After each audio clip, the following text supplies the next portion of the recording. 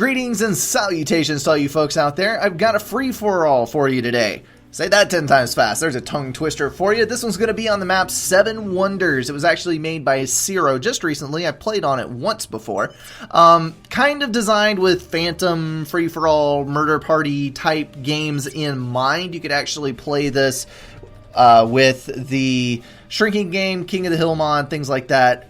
Places where you need exact symmetry across 6 slots. So pretty cool map. Absolutely one of the better ones that I've seen as far as this goes, because you have the typical like 4 to 5 mechs in the spawn, Hydro, and then the rest of your mass extractors are spread out. So you're not going to be completely and totally turtled up within your spawn location. So without further ado, let's go ahead and introduce the players. Then we'll jump into the actual game. I'm going to bump the speed back up to 0 here so that these guys can start their early builds and we can catch up with them as we go. So we've got Zero. He is the map creator and he is going Aeon. Maybe he'll win. If he does, we can say he had an unfair advantage. He's going land first, Hydro, 4 mechs, couple P-gens, pretty typical build. Up on the north side, we've got Willow 7. He is going Seraphim, and again, 4 mechs and Hydro. Very, very standard build as far as Subcom goes. Something that you'll see pretty much everybody doing. Moving over here, we've got Eco Noob. He is going Cybern, and he's at the top of the rank scale for this one. 1800, and I think the other 1800, yes, picked Cybern as well. So obviously we know that Cybern is the best since the best people pick it. Luker, he is in the orange color over here on the right side, sharing that with Eco Noob.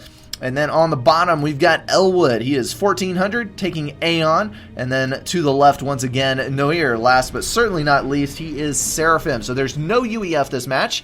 Kind of unfortunate for those of you who picked that faction as your favorite. I believe there are, let's see, 4, 8, 9, 14, 16 mechs per player with a 300 mass boulder in the back. We can see that if I queue up with the shift key right there. 300 there. And then 4 with 75 each in the middle for a total of 300. So 600 per player if you get the appropriate reclaim. So exactly symmetrical map, like I was saying. The only thing that isn't completely and exactly symmetrical is the fact that the north and the south sides are a little bit closer to the wall here, so you might have a little bit more trouble getting your navy from one side to the other, which is going to be a very, very tiny disadvantage for the north and south points, but I don't think it's really anything that is super significant. So we do have an Aurora moving up here. That is going to give us a little bit of an early raid, and it is just barely going to be able to hit that mass extractor, just tipping over the edge of the terrain there. Obviously, this is a first draft on the map. Zero commenting over here, shores are hard to make, hard to see if it's accessible or not. Kudos to you, good sir. I am having trouble with my pronunciation today. Kudos to you, good sir, for actually attempting to make a map like this, because I know it is an undertaking on a rather grand scale, especially trying to keep it as symmetrical as this one is. We've got early Navy factories going down for Eco Noob. Apparently he abandoned the second one in favor of assisting the first. And then we've got T1 sub coming out, which actually looks kind of like a torpedo. I've never really had an opportunity to look at a Cybern unit not completely in the water, and that is pretty badass looking, actually. Luker getting a T1 sub in the water from his factory as well. I hear a gun firing. That would be the ACU, pegging that Aurora, which was pestering his T2 mechs. As far as Eco goes, looks like Willow 7 is on top at this precise moment. But most everybody is just in the throes of their early build. 2 Auroras pushing on this side, trying to pick off a couple engineers. Looks like they were successful in killing 2, but that ACU is going to move up and eliminate those. And Blue's a little bit slow on spreading out, and of course Noir, with that little bit of harassment there, is going to lose out on a little bit of his expansion. Otherwise, everybody else has theirs filled in. Zero is going to claim the middle. He's got a land factory going down in the mid. Not sure why he isn't reclaiming those rocks, the 75 mass in them. Not too terribly much mass, but hey, grab any little bit you can. And he is going to try to establish a foothold here. Obviously, if you can push everyone else out of the middle and claim all of these for yourself, you've got a dozen mass extractors, basically doubling your mass per tick from your actual spawn location, or your corner of it anyway. So whoever holds the middle, if it comes down to that, is going to have a tremendous advantage. And Zero running right to the middle there, I would say that's an advantage of him having made the map, but honestly, anybody who plays on this should see that. You need to get the middle. There's too many mass extractors in there to ignore it. There are a lot of artillery coming out from Noir. He is building 100% artillery, actually, which is not a good idea. 100% artillery, at its face value, sounds amazing because it gives you maximum damage potential for your mass. However, if your opponent goes 100% tanks, which it looks like Zero is doing, you will lose, hands down, 100% of the time with absolutely minimal micro on the part of the tanks, because artillery is firing at where the tank was, and the tank is firing a direct shell that is much harder to dodge. Now, obviously, if the tanks aren't moving, that is going to happen, where the cells just obliterate them from the face of the earth. But if you're actually undergoing combat situations, the artillery will lose to the tanks pretty much every single time. Artillery moving over on this side as well. It's going to lose 5 mass extractors total for Elwood, and those Auroras, thankfully floaty, the same as the artillery, are going to eliminate those. On this side, there was a little bit of a loss. Engineer trying to build mass extractors there, but for the most part, Noir was able to stop that, only losing 5 mass extractors. The same, so just shove that damage off in a counterclockwise direction and recover as you will. Frigate in the base here. That is going to be hammering away at these mass extractors, but thankfully T2 mechs have a fair amount of health and are therefore kind of hard to kill for a frigate. If this artillery moves over, it will be able to kill that frigate, no problem whatsoever, but nope. It's going to kind of chill out over there. Let's take a look around the map here. We've got a little bit of naval denial going down. Willow 7 was not able to get any units out of this factory. Single T1 sub and 2 frigates is not a tremendous threat by any means, but it is more than enough to knock out a naval factory. The other side is about to drop a frigate that could pull full denial if it went over there, but not necessarily worth it. Gray has established his foothold on this side of the water, so he is just going to retreat a little bit, maybe harass a couple of edges here and there, but for the most part, he is done with it. As far as the eco goes, 54 mass per tick, heavy advantage going to Zero, of course, mostly because he's claiming all of these extra mass extractors in the middle, as we discussed already. So we got an upgrade going down there. What is it? Looks like T2. And that is 2 frigates and 2 T1 subs out for him. So that is going to be more than enough to overpower that. There is a T2 factory online, though. Elwood is going to have destroyers sooner or later, and it looks like the answer to that hypothetical is later. ACU moving forward, that's probably going to be an advance into the base. And these artillery are going to pound away at the Auroras as they're standing still. Best case scenario here, overcharge killing 4 there. Beautiful shot. This, I would highly recommend getting a gun upgrade before you go into a situation like this. If you have a gun upgraded ACU backed by artillery, it is absolutely brutal, no question about it, because that gun commander is going to be able to fully protect all of the artillery moving up behind it. However, the unupgraded ACU is going to have a little bit more trouble, and like I said, with your opponent going 100% tanks, your artillery is not going to be able to compete with that. They're going to miss a bunch of shots, waste a bunch of damage, overall be relatively ineffectual as a combat unit. Yes, they're going to be able to wipe out T1 point defense, but the tanks, yeah, a bit more of a problem. That ACU is actually in a little bit of a tough spot there. Not sure how he is going to get out of that one with that many tanks spread around his commander. He is rapidly running out of T1 artillery to move up and assist him. Another T2 mass extractor upgrade going down, which is kind of unadvisable considering the situation he is. Not enough build power to be sure, and he has 2 frigates that are eliminating the power and eco on that island. I see a little bit of a push from Lucre there, and things looking normal on the rest. Free-for-alls are always a little bit hectic. It's hard to keep track of everything that is going on at the same time. It looks like Noir has pretty much entirely lost his backup. He's got 1 or 2 more artillery moving up, but for the most part, he is down and out. 2 veterans. He's still looking very good on the health, but he is going to have to retreat pretty hard. Frigates hammering away at this base. I say hammering a lot. Oh, well. Oh, that was a control K. Yeah, that... Okay. I can understand it. You've got multiple frigates in your base. You're losing out on your eco. You've got an ACU and many, many, many tanks pushing in on you. I'm kind of not a fan of Control Kang. I do on occasion when it's absolutely hopeless, but I think that was just a tad early. But maybe we can understand it. So that is one player down. Zero is going to move into the base, which is going to give him yet more economic opportunity for prosperity. Of course, he does have this entire section in the middle, which is giving him currently 10 more mass extractors and 2 more to go there. Not really a whole lot of action going down. That T2HQ is absolutely useless when it's not producing units, and of course it's about to die to that frigate and those couple of subs there. Blue has moved up, and he is not looking very healthy at all. Ooh, point defense building in the back. This is not going to be good. He's not going to be able to run this way because point defense, and he's not going to be able to go back through the water because subs. Ooh, there's point defense. Cerberus turret knocking away the health on his ACU, 2,000 health. If he's very, very quick, he might be able to get across the water there. But it is too steep. He's not able to walk off with his ACU. So this is about to get nasty. I think we're about to see an ACU nuke here. And he's gone. Blue is down as well. And these tanks are already ready to move in here. Got some engineers from Luker as well. So if Luker's able to get this, then we're going to have a much more even matchup. But if Zero gets this, he's going to have about 60% map control. Half of the divisions and the middle. So not a good situation for everybody else to be in. And look at Zero's income here. 61 mass per tick, which is 10 higher than Eco Noob.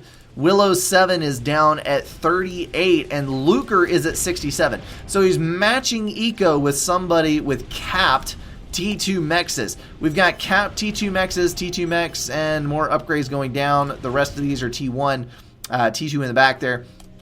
Zero is entirely T1, except for this one that he's just now upgrading. Oh, nope, there's one right there. But he's got those extra 10 T1s, and he's getting more T1s over here. So this is map control versus turtley play. And you can see for now at least, it is holding even. They have roughly even economy. But once Zero starts throwing down a couple of T2 mass extractor upgrades, finishes up his reclaim, does all that kind of good stuff, the map control definitely wins out in the end. It does help that he has Auroras too, because he's going to be able to move out and snip that engineer expansion in the bud. Nip it in the bud, I should say. Mixing my metaphors there. Hopefully Luker can get at least some of the reclaim. I don't want Zero to dominate because I don't want this to be a steamroll, and right now it's looking kind of like a steamroll. But I'm sure it will change up sooner or later. Willow 7 moving in. Eco Noob telling him, go focus on Zero. I will not bother you.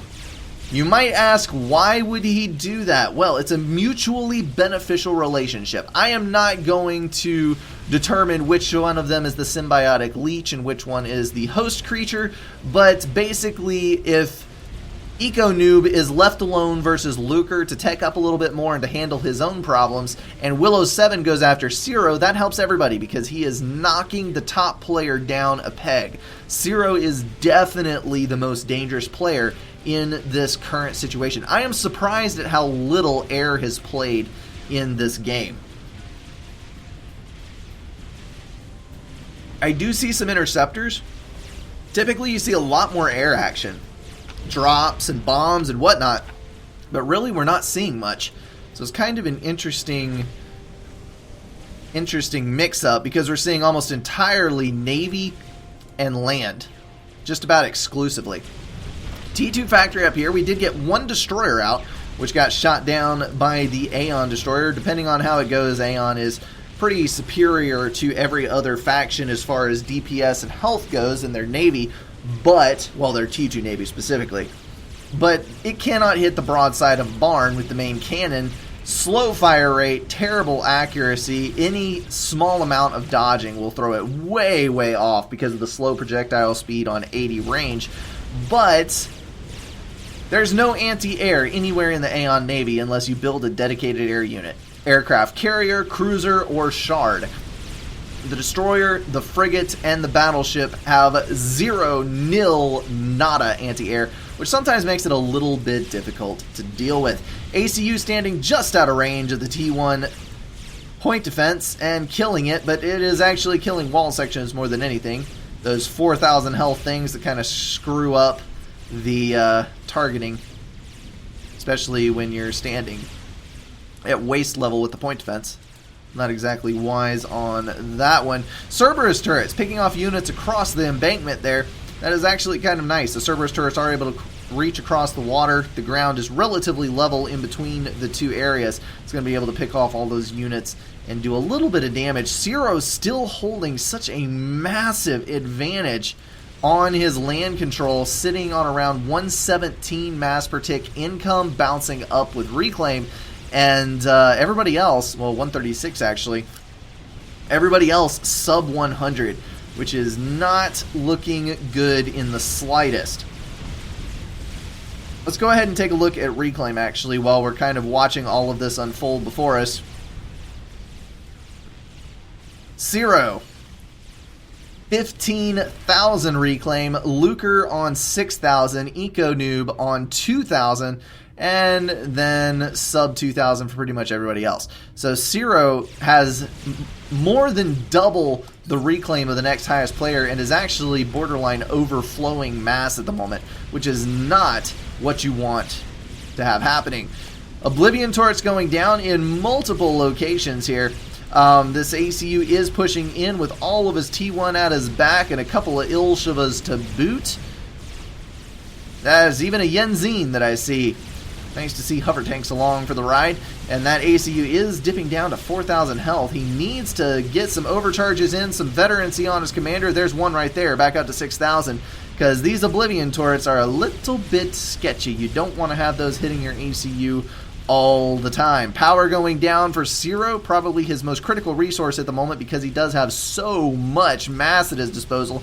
This destroyer overcharged by the ACU. I was about to say it's trying to push that ACU back, eliminated a bunch of mass extractors there, but that overcharge is going to end that party. All of these units pulling back in order to deal with the havoc being wreaked on this base. Artillery taking out the two Oblivion turrets there. Not good at all.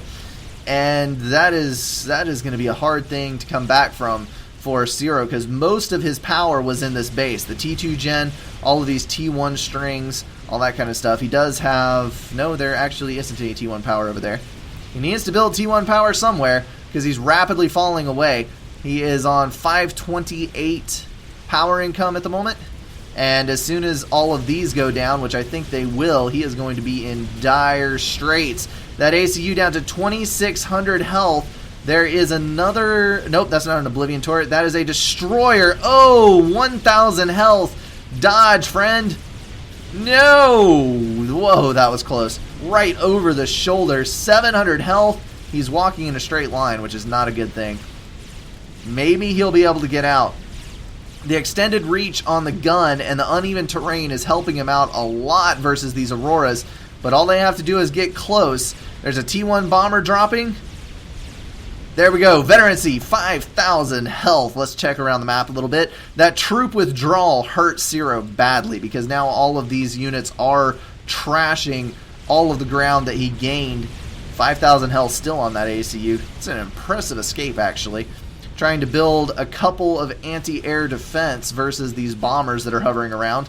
And the destroyer's moving up, eradicating the factories and any units that are left. So Ciro coming out on top of that one. Now he's going to have a fresh batch of reclaim, but now Lucre is in control of the majority of this land, which is a little bit troubling for what Ciro has going on. Lucre now up to 133 income, 184, getting an upgrade on his ACU. Looks like that is Torpedo, maybe?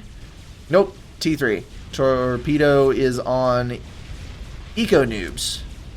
Eco Noob has Torpedo, which is actually an interesting point coming in there. Ooh, 4,500 health. Destroyer's pounding away at that ACU. Not good. 2,500. If we see an explosion up there, we know what caused it. This is, let's see, 3 destroyers, 1 cruiser versus 4 destroyers and a torpedo comm pumping out 200 plus DPS on that torpedo damage. So not a good place to be if you are Lucre. I think he's about to lose his navy, and if that's the case, there's going to be 3 destroyers left up here that are going to be able to trash the base. Luckily, he does have the T3 commander on the way. Maybe he'll be able to finish that before he loses everything, and that will help him out quite a fair little bit. Ilshiv is moving across, and we do have the Yenzines trying to harass these naval units out here. Again, slow fire rate on that destroyer. Easy dodge if you're paying attention. But he is not. He is losing several units there as he's trying to catch up with that destroyer and kill it. There was a hover nerf recently.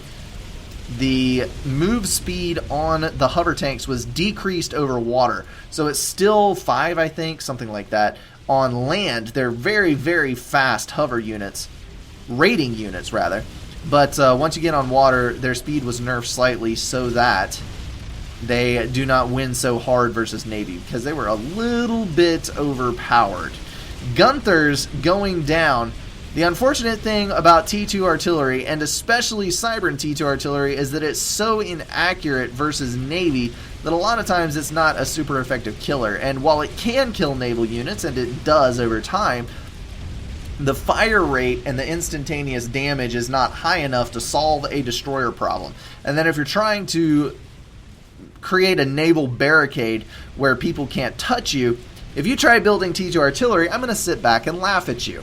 Because all I'm going to do is go build T3 Navy and come back with battleships and absolutely wreck everything that you have. All the factions match or exceed T2 stationary artillery with some naval unit or another. The battleships for Cybran and Seraphim match range, and so can bombard it without taking too heavy of a loss. UEF battleship and Tempest outranges it. The Omen class for Aeon just has such brutally high damage that it can just come point blank and pummel it to death.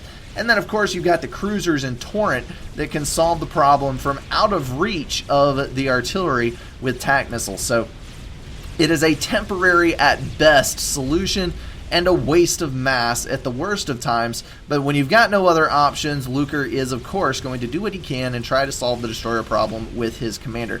Good luck to him. Maybe he'll actually succeed at it. He does have a little bit of a push going up northward, which I don't think is going to succeed at anything much, because there are Cerberus turrets down. And over here, we've got an ACU push. Willow 7, that 4-vet commander pushing into the base, trying to eliminate Ciro's hold on the middle of the map. And I can understand why he's doing that, because these destroyers, or that destroyer, singular, is wrecking his base. 4 mass extractors down, 2 over here on the landmass, losing factories. That T2 gen is going to be in reach.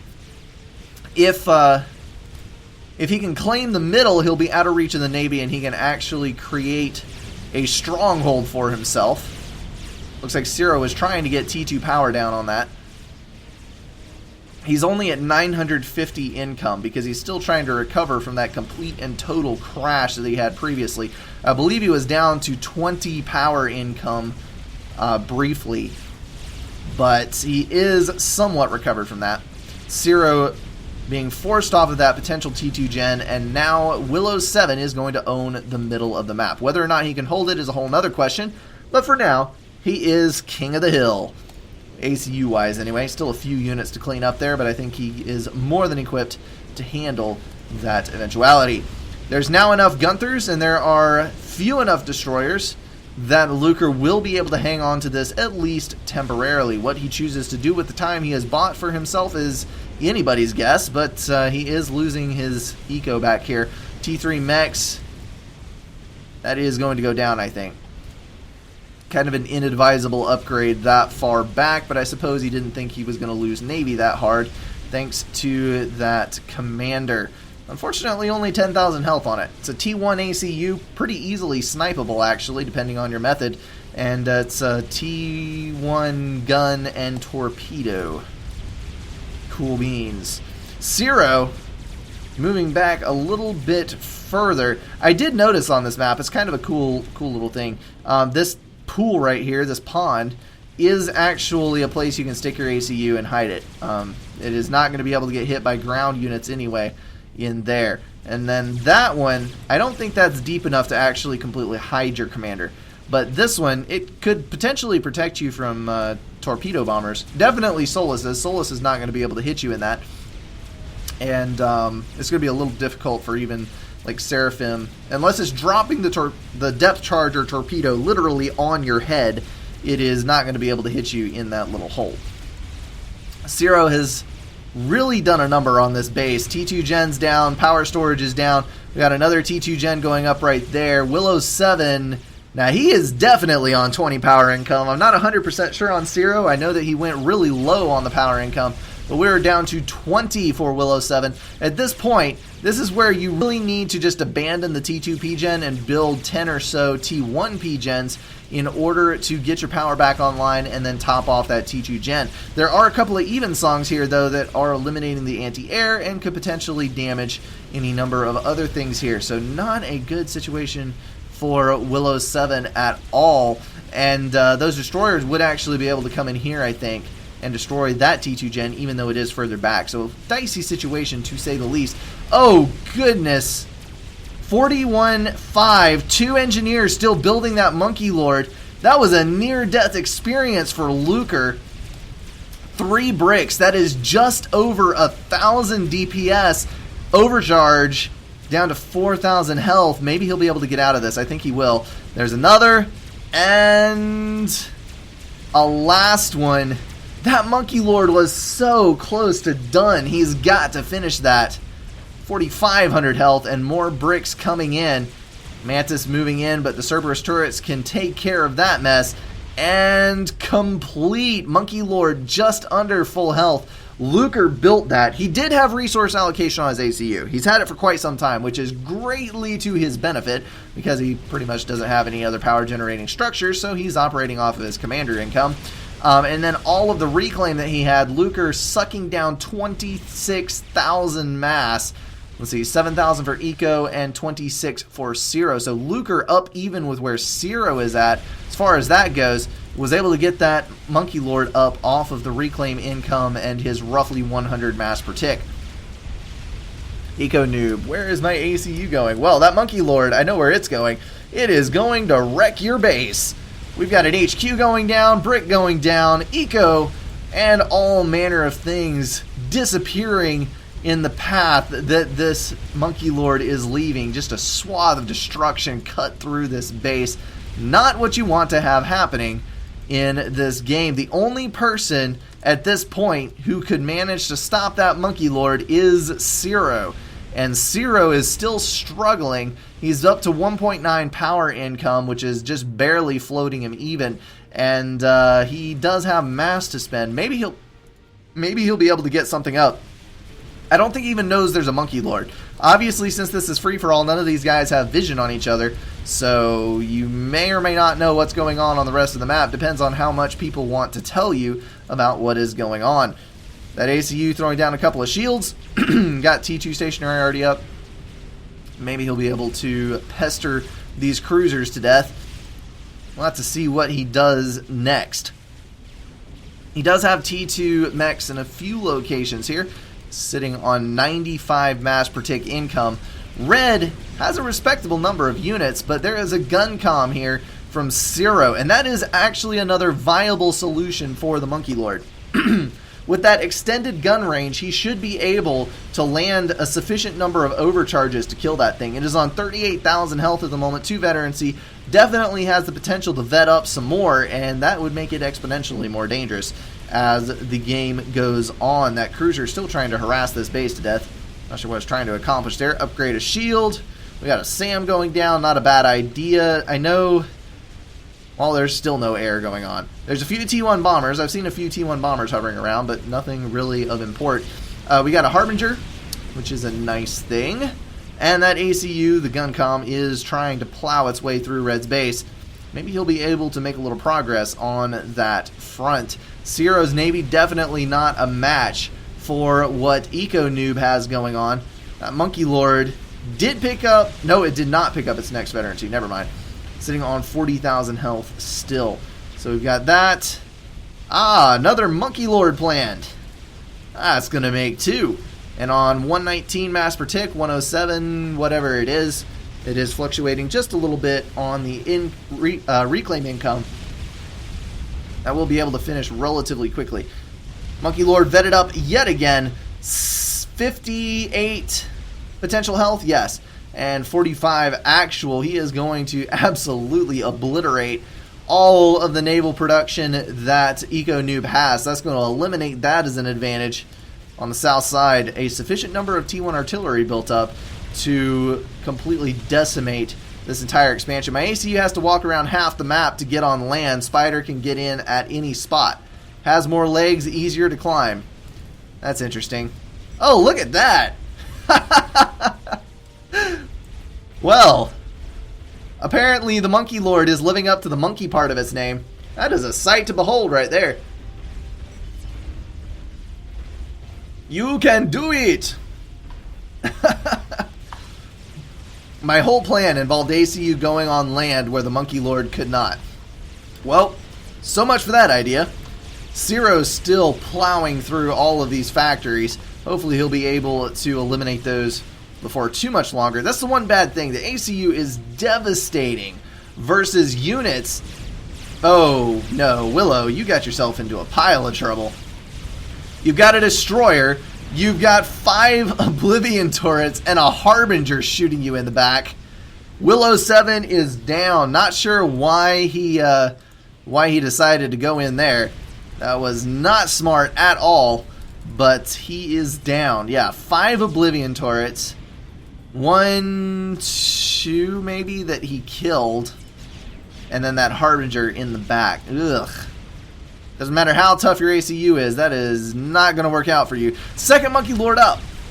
What is Luker planning next? He does not have a build queue, but I think 2 Monkey Lords is going to be sufficient to finish this off, because there is nothing left that can stop those monkeys other than this gun comm. And does the gun comm have intel? I think not. That is not good at all, folks. I did not see this coming. I really did not. Luker pulled this one out of the frying pan and definitely didn't drop it in the fire. Not sure where I was headed on that metaphor. Yeah, Ciro had around 50% map control for a pretty significant portion of the game and had an eco advantage for a large portion as well. But he just doesn't have a concentrated enough force to deal with the freaking Monkey Lord, which is the biggest issue right now. Harbinger's moving up. Oblivion turrets are very strong, and if you have enough of them, they can drop a Monkey Lord pretty dang quickly. But unfortunately, there are not sufficient numbers to eliminate that son of a gun with 67,000 health as it entered the base. Another Monkey Lord moving up from the bottom, and I think we can pretty much call that GG. Ciro still has some Navy. He won Navy. He really did win Navy. But he lost the land, and I think that is going to be it. We're going to watch the slow disintegration of everything that he knows and loves as this game wraps up. Well, guys, that was a free-for-all. And a fairly decently ranked free-for-all at that on a new map. Huge thank you to Ciro for taking the time to make this thing. It is actually probably the most pleasant map that I have played Phantom / Murder Party, whatever, on. I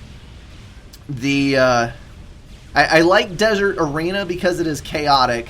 I hate Roanoke because it is turtley and 100% Navy. This seems to be a really nice balance of land and Navy. We didn't really get to see airplay, but that pretty much comes into play on any map, so we can kind of imagine what it could be like had these guys chosen to use air transports and such things instead of just straight up land forces. So big thank you to the guys who are still sinking all of their time into creating things for this game, making it more enjoyable for the rest of us. Those Monkey Lords, ugh, man. The long-range cannons, I really think that the long-range cannons on the Monkey Lord are one of the most underappreciated aspects of this unit. Is that a third Monkey Lord? 1, 2, 3. That is a third Monkey Lord, and now there's a freaking Soul Ripper building. The extended cannons do some 500 DPS, I think. It's over 400. it is actually a lot of DPS on a pretty respectable range. So as you're kiting around, you can vet your monkey up off of T1 and T2 units, because it's usually in the relatively early stages of the game that this thing is on the map. And you can use that to gain your veterancy, gain your HP. And of course, the microwave laser does have semi-respectable range as well. So unless you just march directly into the heart of a dozen Percivals, you can usually come out ahead with some careful micro on the Monkey Lord. It is a pretty dang strong unit. Eco Noob has met his fate. And it looks like Zero is marching into battle one final time as well. He's going to get pinched in between two Monkey Lords. Health rapidly flying away from that commander. And there she blows. Well, maybe not. Yep, there it is. Microwave to the back of the head. That is GG for Zero. Alrighty guys, that is going to wrap us up there. Huge thanks to all these guys. Well played all the way around. Hope you guys enjoyed this one as much as I did. Do not forget, send me replays. I always am in need of some good, solid replays. And hey, if you're cruising around the ladder games, or if you're browsing through some replays and whatnot, if you see any ladder games of the high-rated players, Zaki Zox, Zlo, that kind of person, those people tend to not send in replays very much. They play a lot of games, and I think there's a little bit of a jaded aspect to it, because once you play that many games on that high level, you don't really think that your own play is that great anymore, or you don't think it's exceptional enough to send in for a replay. But hey, if you see any of those guys playing and you see a cool one, send it to me. I'd love to cast them. I do tend to peruse those games some myself. Alrighty, I'm going to wrap it up there. As always, thank you so much for watching, and I will see you in the next one.